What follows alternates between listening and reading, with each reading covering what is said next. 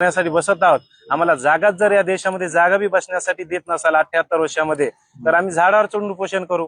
मग तिथून मी पळत आलो, झाडावर चढलो, माग माझ्या पोलीसवाले आले, काही PI बी आले, माझे पाय धरायले आणि एका पोलीसवाल्याने माझा हा रुमाल धरून गळफास देण्याचा मला प्रयत्न देखील केला।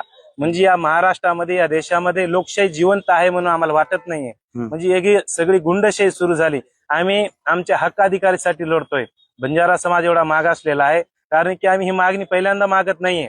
मागच्या 45 वर्षापासून हरित क्रांतीचे प्रणेते वसंतराव नाईक साहेबांच्या माध्यमातून रामसिंगजी भानवत असतील, धर्मगुरू डॉक्टर रामराव महाराज असतील, काशीनाथजी नाईक असतील, यांच्या माध्यमातून वारंवार आंदोलने मोर्चे महाराष्ट्रात चालू होते। पण जाणून बुजून येथील सरकार, कोणत्याही पार्टी पक्षाचं जो सरकार येतंय, आमच्या बंजारा समाजाला डावलण्याचाच प्रयत्न करत आहे। बरं, नेमकी काय मागणी आहे आणि पोलिसांनी परवानगी नाकारली म्हणून अशा प्रकारे आंदोलन करण्याची वेळ आली तुमच्यावर?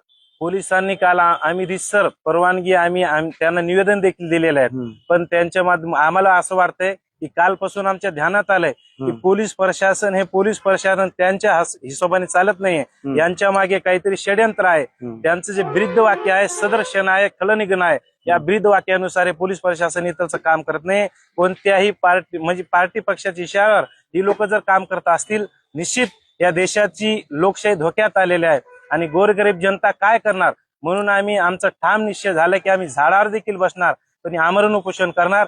जे की मराठा समाजाला हैदराबाद गॅजेट लागू झालं, त्याच धर्तीवर आमच्या बंजारा समाजाला देखील हैदराबाद गॅजेट लागू व्हायलाच पाहिजे। आम्ही रितसर मागणी करत आहोत।